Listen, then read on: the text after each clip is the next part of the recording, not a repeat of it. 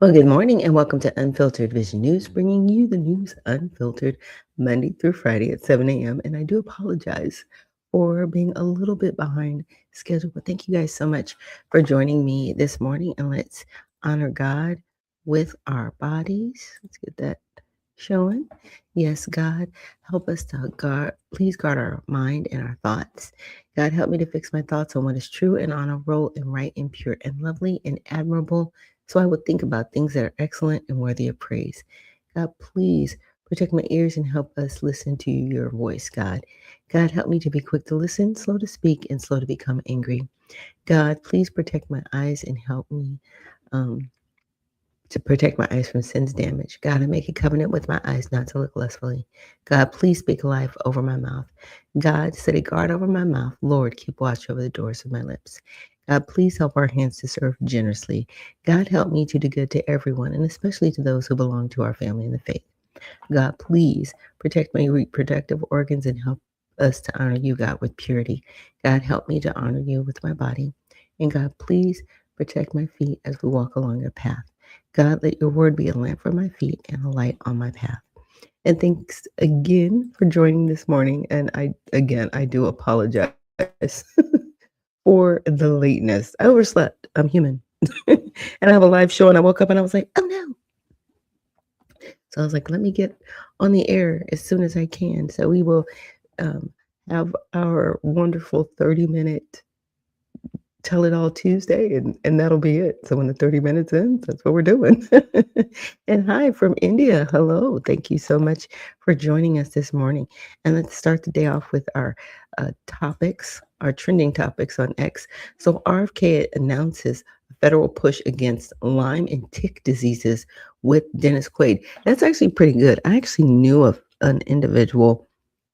She almost died of Lyme disease, didn't realize she had it, and the doctors didn't know. And, just through her own research and finding actually a doctor that practiced herbal medicine, she was able to figure out what was going on with her body. So I'm glad that that he has a push. Let's see. And then a double amputee veteran retrieves fallen flag on a busy interstate. Wow, that's that's intense. And then a New York assemblywoman defends stealing soap and toothpaste as a biological need. Okay, look, this whole thing making theft legal, and we saw this definitely during COVID, right? Where a lot of the cities, they lowered I want to say they lowered the threshold of what you could be held accountable for. So in certain states like, I gotta turn my light on here, um, California, I think you could steal up to so much as long as it wasn't over $1,000. And that's why I was saying, is this threshold that they had. So really stop making things that are illegal legal. It's not. Toothpaste and soap are not, they're good biologicals to have, but it's not, how should I say it? It's not your God-given right to have it. It's not. That is something that you have to supply for yourself. Either your parents supply it, right? Or there may be charitable organizations that can help you with it, right? If somebody has kindness on you. But stores that are selling a product are not obligated to give you anything. They're not. You have to work for what you want to have for yourself. Stop that. Stop it. Now, are there things in nature that people can use as soap and toothpaste? There sure are. And they should look them up if they cannot afford to purchase toothpaste or soap. That's where I'm at with it. Let's stop justifying criminal behavior. Let's stop creating criminals, because I guarantee you she's more than likely a socialist talking like this. So Emily Gallagher, a Democratic socialist, why are we shocked? From Brooklyn, Greenpoint, and Williamsburg. argued that jailing people for stealing everyday items like soap or toothpaste perpetrates poverty cycles while protecting big chains like CVS and Walgreens. Her remarks drew sharp criticism for blurring lines between hardship and organized theft. Amid rising store closures in cities like New York, right? The debate highlights tensions between criminal justice reform and public safety concerns, echoing similar pushback to California's retail theft diversion bill. That is hilarious. Now, I didn't look at this before I was started talking to you guys about California and all these things. Oh my goodness. It's crazy. It says, why do you even get access to stream everybody? Why do you even get access? Wow, that's pretty interesting. Like, why would you say something like that? I get access to stream person because, first of all, I pay for it to have the ability to stream, and telling people to unsubscribe to my channel. Really? That's what you want to do at 7:28 in the morning? That's really sad. You need to find another channel to participate with. You know, I'm really appreciative of the audience I have. Again, I apologize for waking up late. We've been traveling. my time, trust me, my timing is a little bit off. But you know what? I'm human. I'm gonna roll with the punches, and I'm gonna make sure that we broadcast today, even though it's gonna run till probably about a little bit close to 8 o'clock. But again, thank you guys for joining me, and I really appreciate you. Um, But let's see. These are just silly kids. Chicago mayor. They just need soap assembly woman. Oh, they just need bread to feed their family. Okay, so this would be Brandon Johnson. This would be this assembly woman we're just talking about. And then AOC saying they just need bread to feed their families. But here's the thing. We have local government, especially local government, to maintain order. If you are going to, side with criminals, you are basically saying you are okay with disorder and disarray in your cities. And in my opinion, you should not be serving, period. This assemblywoman, she should be immediately removed from her seat. Immediately. Because see, stores like CVS are going to have to close. The bodegas, they're going to have to close. If there's constant theft, they're going to have to close because it's going to raise their insurance prices, and they're not going to be able to afford to function in those areas, nor are they going to be able to hire people that live in those areas, right? So those people can afford to buy things in that area. It is really, really crazy. So just in, and this was 18 hours ago, outrage is erupting in California after California Democrats move to pass a new law that coddles criminals if they commit a crime of necessity and poverty, effectively legalizing swaths of crime. This is sad. I mean, really? You're just going to legalize crime? And then, see, because you think it's not going to hit your house.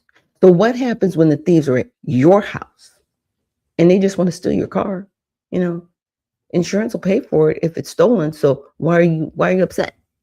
You know what I mean? Stop it. I understand that there are people in poverty, but we have to ask, why are they in poverty? Do they have a sickness or illness preventing them? Do they have a mental disorder preventing? Do they have a drug problem that's preventing them? Because see, billions of dollars have been poured into California, and we'll just use California as the example here, to help individuals with their lives, in essence, to help them with programs. There's welfare programs. They do food stamps and cash aid. There are other homeless programs, specifically the Los Angeles homeless program. And I think there was like 200 million or some crazy number. And a judge, is trying to make the administration pay this organization to take care of homeless people. The homeless situation has gotten worse in California, not better. And they have literally poured billions of dollars into it. because there's no accountability. No one has to report, hey, we have 1,000 homeless people this year, but next year we have 500. So we've been able to basically help 500 people either find homes or get them the treatments that they need, so they're no longer on the street. Like, that's where we should be at, but that's not what they're doing. And now they want to make it legal to be involved in criminal behavior. This is disgusting. The amendments make it clear that this policy only applies to low-level theft crimes, no felonies, and codifies case law. And while we have diversion programs for drugs and mental health, we do not have the same for crimes of necessity led by poverty.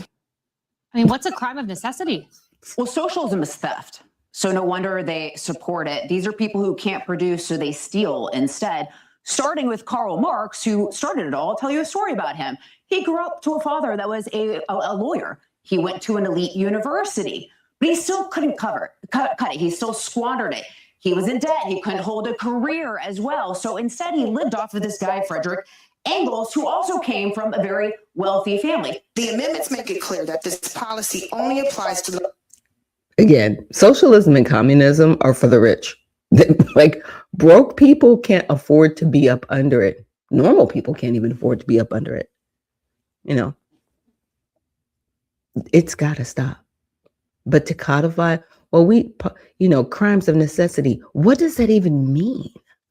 No, California, theft is theft. And to actually write policies, because we're not supposed to steal at any level, especially at the federal level, or to me, organized crime has become these NGOs and these charitable organizations that it's organized crime. You guys, I'm sorry. It should be to help people, and it's completely organized crime. It's really, really sad. I mean, where does it stop? I guess that's my question. Where does it stop? Because there's a video, I want to say sometime last year, that I played where a young lady, she was with her friend, and she was like, oh, I wish you would have told me where we were, because I would have told you this particular city. They don't play that here. You can't just steal here.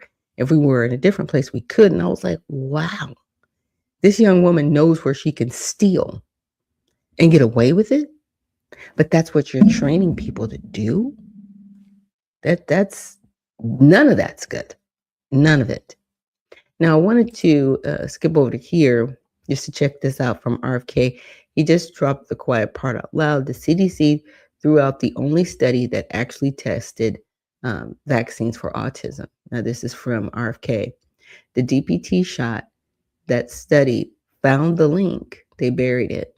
They kept injecting our babies anyway. Wow.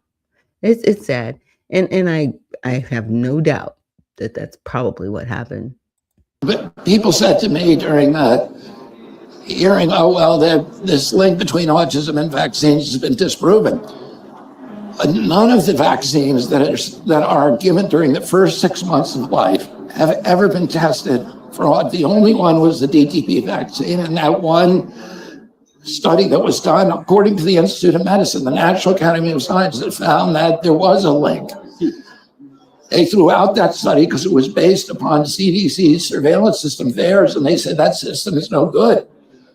It begs the question is, why doesn't CDC have a functional surveillance system? We're going to make sure they do have a functional surveillance system. Right now, surveillance system is the system that, because they don't do pre-licensing safety testing for vaccines. They're the only product that's exempt. So what they say is, if there are injuries, we'll capture them afterward. But they have a system that doesn't capture them. In fact, CDC's own study of its own system said it captures fewer than 1% of vaccine injuries. It's worthless. And everybody agrees it's worthless. But why have we gone for 39 years and nobody's fixed it? Without a functional system. Right. We're going to fix it. And we have, we have Doge, knows how to manage data. And so we're going to be able to get into these databases and give answers to the American public. And we're going to fix the problems. If there are problems, we're going to fix them very quickly, but we're going to follow the science. That's what we're going to do. We're going to have gold standard science, and we're going to follow the science. We're going to publish all of our data sets, which CDC has never done. We're going to do replication of all of our studies, which CDC has never done. We're going to publish our peer review, which CDC has never done. So people are going to have real answers for the first time. Yeah. Yeah. This is why they don't like RFK. This is why. Because he actually wants to do right by the people. I really appreciate all the hard work he is doing.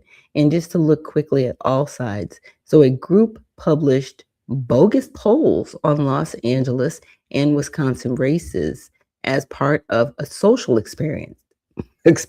Oh, wow.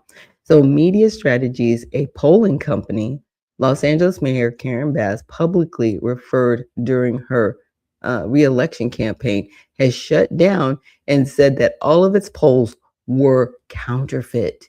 Wow. Shocker. And the only reason I say that is because some of it just didn't make sense.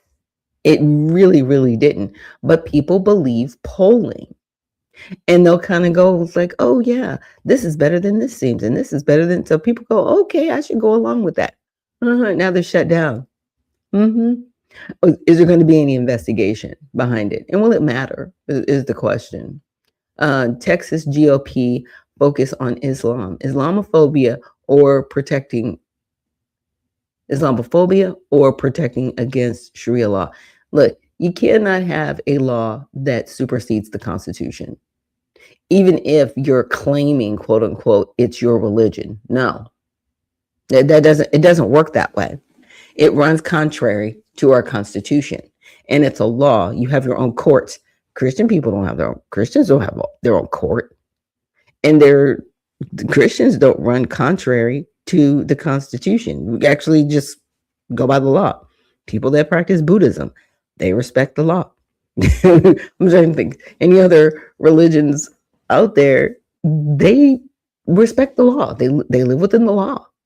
But for some reason, those who practice Islam are like, we're above the law. We don't have to listen to you. We don't have to do what you say. And then you need to find a country to live in that's not the United States.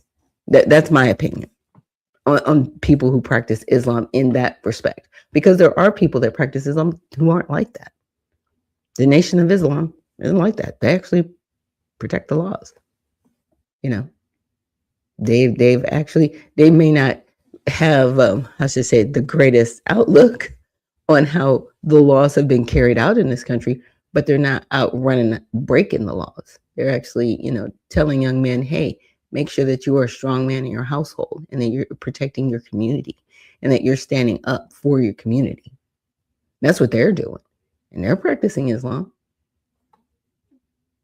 but not the jihad type that has Sharia law.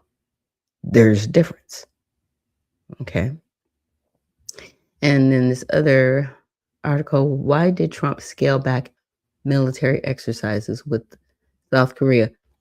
Who knows? And sometimes I read some of these headlines and I'm like, is this stuff true? USS Abraham Lincoln to return to U.S.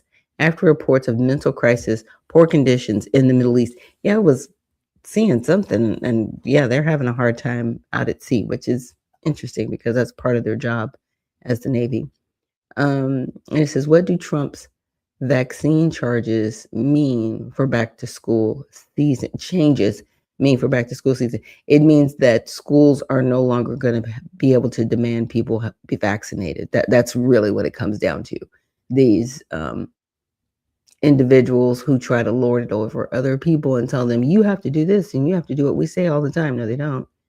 Those individuals, they're going to have to know their place in life and leave parents alone and work with parents, right? There are some parents that don't want to get their children vaccinated at all. There are other parents that are saying, my child's on a schedule that's a little bit slower, right? I'm working with my doctor because I don't want to give my child so many shots at one time. And as a parent, we need to let parents do that and be parents, right? Because the government isn't the parent. The school is not the parent. The state is not the parent. You need to let parents be parents and work with them. Are Ukraine strikes on Russia's Amazon equivalent justified and effective? We'll see. And then Ukraine continues high volume, long range drone strikes against Russia with attacks on Moscow and Rostov. Oh, yeah, we read that from yesterday. I don't know. I really am looking forward to the day when we wake up and the whole Russian Ukraine thing is up. They've wrapped it up because I'm kind of exhausted at this point. We've been sending money to Ukraine since 2012. They've been battling with Russia since Trump's first term. It's just exhausting. Get it together. Get it together. But now I wanted to check out this video. It is from Sunday, but it has some really good commentary in there. Governor Greg Abbott is pausing new data center approvals in Texas as the state reviews hundreds of proposed projects over concerns about the power grid. Now, President Trump is weighing in, calling Abbott's move a, quote, mistake. For more, let's bring in Texas Governor Greg Abbott. Governor, it is so great to see you, sir. Thank you very much for joining us. My pleasure. Thank you, Jackie. Thank you. So you've raised concern about the power grid in this AI fight. The president took a swipe at your decision. In his mind, it may put the world's #1 data center market in the slow lane. Here's what he said. I want to get your reaction. For Texas to say no to data centers is a mistake in the sense that it could be bigger than oil. I mean, data centers could be bigger than oil. You have the Texas oil, and there are a lot of communities that want them, but more importantly, and bad for us, there are a lot of countries that want them. And if we turn off on data centers, we turn off on AI. Is the president wrong, or does he fundamentally misunderstand something about your position? Well, Jackie, I need to provide the full context of the decision, and so I can clarify the entire situation. And that is what I did is I pressed pause on any new data center approval in the state of Texas, and then I established guidelines and guardrails for all data centers to comply with. One is data centers must not take water that is needed by rural communities. They must not take power that's needed by the Texas power grid. They must lower the cost of electricity for consumers, and they must not disturb neighborhoods or rural communities. And those guidelines and guardrails have now been fully applied to all data centers across the state of Texas. Then, in addition to that, now, one of the triggers for putting the pause in place, and that is that the state power grid, known as ERCOT, they were receiving requests for 5 times more power than the state power grid was able to deliver. If the state power grid were to accept all of those applications, obviously it would compromise our ability to maintain a stable and reliable grid. Hence, the need for investigation. And then it was the data centers themselves that were part of the reason why the investigation was needed, and that is because a Texas state agency requested all current and future applicants for power grid ability in the state of Texas to provide information about how much power they were either using or were going to be using over the next 5 years, and less than 10% of those data centers actually responded to that information. So the power grid in the state of Texas was dealing with less than 10% of the information that it needed to make determinations on the power grid applicants. It'd be like giving you a 100-piece puzzle and say, listen, you're going to solve this puzzle with only 9 pieces. Obviously, that's not enough to solve the puzzle, and it's certainly not enough for the power grid in the state of Texas to make fully informed decisions about these data centers that are trying to be taking power from the Texas power grid. Yeah, this industry obviously grew very fast and was not as much of a hot button issue even just a few years ago.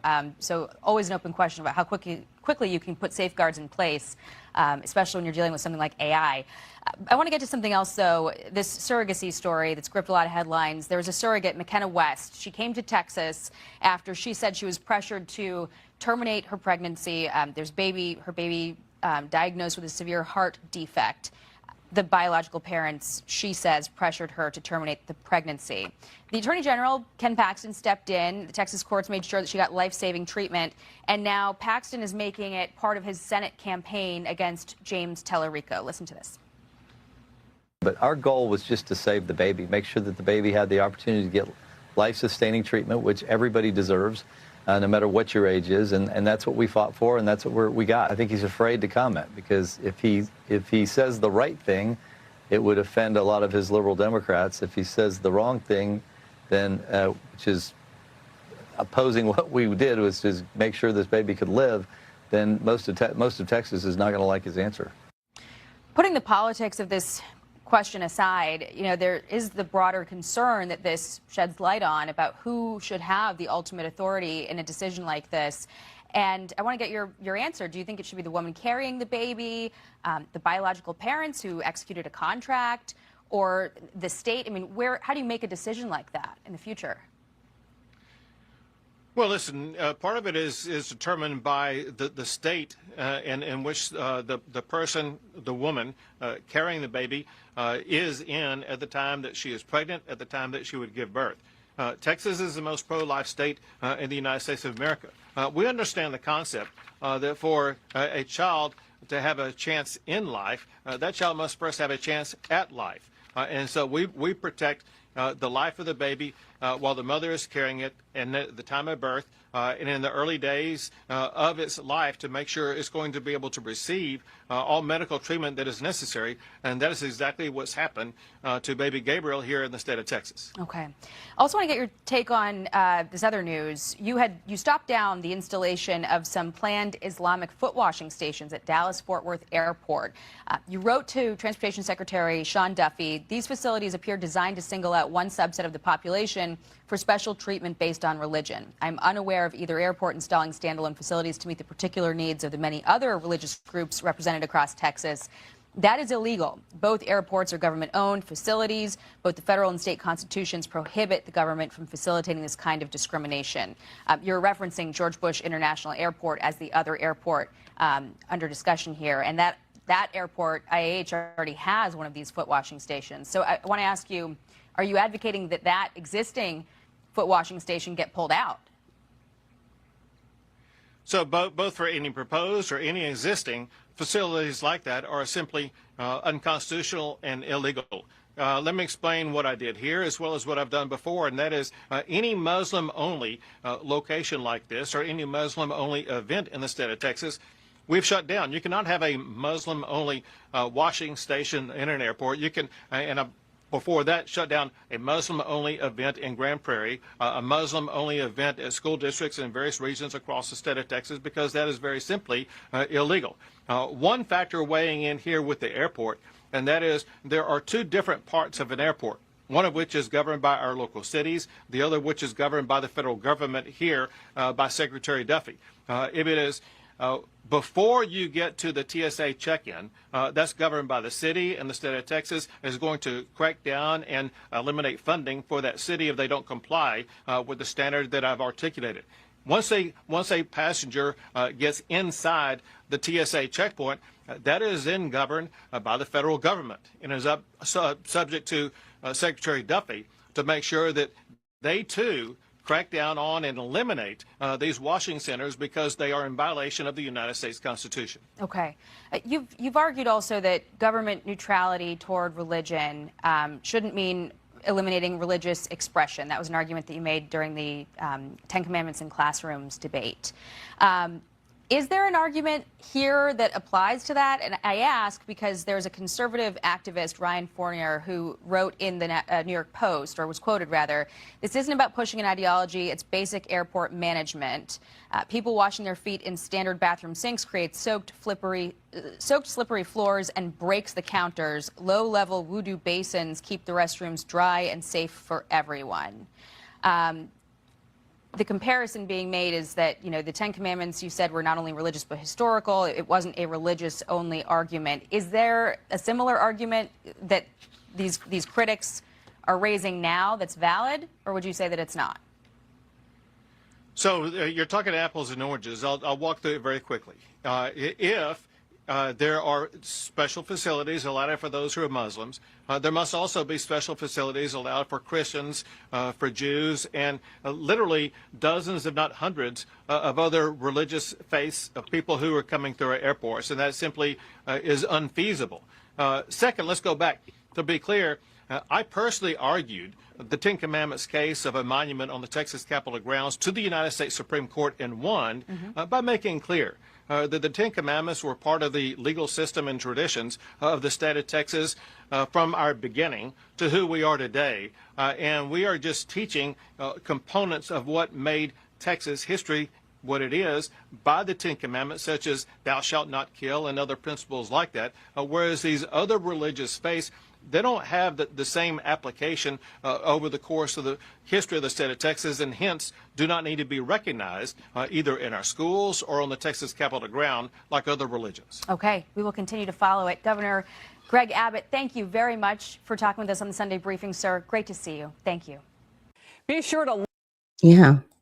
So the reason why I played that all the way through is because it hit on so many different topics, especially data centers. The data centers are a huge, huge thing, even here in the state of Georgia. And I'm praying and hoping that our new governor, whichever governor that's going to be here in Georgia, that they stop any new productions of data centers. Just, halt it indefinitely. Because like he was saying, it is a pull on the data. I'm sorry, on the environment and on the electrical grid, and everybody's electricity bills go up because it's using more electricity. Their bills aren't going up because, according to a lot of the contracts that I've heard about, they're getting a discount on what they have to pay. And they're also paying less in, taxes. There's a tax break for them to be here because, quote unquote, it's, creating jobs. And whenever you have a job creator company, they do get certain tax breaks so that they can employ people. But eventually, these data centers, they're not going to need continuous building. They're not going to need continuous employees because they're pretty self-sustaining. And everybody goes, well, who are they even for? Well, they're for places like Google and Amazon so they can run more data. Yeah. But Google and Amazon, they're not caring about what happens to the environment that people actually have to live in, human beings. I understand President Trump's goal of trying to make sure that we are competitive within the world. And, my husband and I were talking about it. He's like, you look at China. China has less than 300 data centers or something like that. We have over 4,000 here in the United States. Really? Do we need all of that? Because all we've seen is destruction behind it, noise pollution behind it. No one's benefiting from these data centers. And I really think they need to actually do a study that shows the benefit analysis, right? Some people call it the cost benefit analysis, but that analysis that really shows how it's affecting people in their everyday lives with the environment. And is it plausible? And should we continue to have it? Now, on to the baby Gabriel story. That is very interesting because, yes, surrogates, they are under a contract.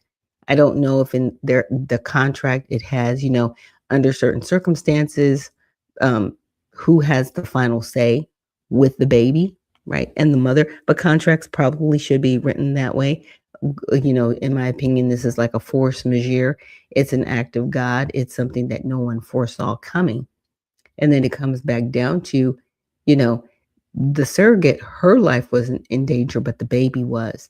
And she was like, I'm not going to kill this baby because you don't, as parents, want to have to take care of this baby when it comes out. Like, that's really weird to me. So I'm glad that the surrogate did side with the child because, what if this baby comes out, they do the surgery, and, this child might be one of the next, world leaders. We don't know what's going to happen with this child's life, but I'm grateful to the surrogate for protecting the baby's life. And then on to the last story where they were talking about, individuals that practice Islam wanting feet washing stations. That was the first I'd ever heard of it. I didn't even know it was a thing. I was like, why are they washing their feet? But I guess, hey, that's your thing. But you should have I don't know if you guys need to sell something so you can wash your feet, so you can carry it with you, whatever, what have you. But to be asking for, we need a section just for us. No, because to Governor Abbott's point, you would have to do it for everybody. You cannot do it for just one specific group of people. Like, y'all are a problem. And I'm not saying everybody who practices Islam is a problem, but for those who are demanding this stuff, y'all got to go home. You can't live here in the United States. You cannot live among us because you don't know how to be an American. You don't. Now, you've got a choice. Practice Islam or be an American. Now, if you can be an American and practice Islam without it conflicting with our laws on this soil, hey, great. But if you can't, you need to find a country that supports everything that you do, everything that you want to do, and be there, because you are running contrary to this country. That's all I'm going to say on that. But you guys have a great day. Thank you so much for joining me here on Unfiltered Vision News. Again, I'm so sorry I was late this morning. But again, thank you for joining me. We'll be back tomorrow with Women in Wellness Wednesday. So remember, stay well, stay focused, and stay unfiltered. We'll see you in the next one.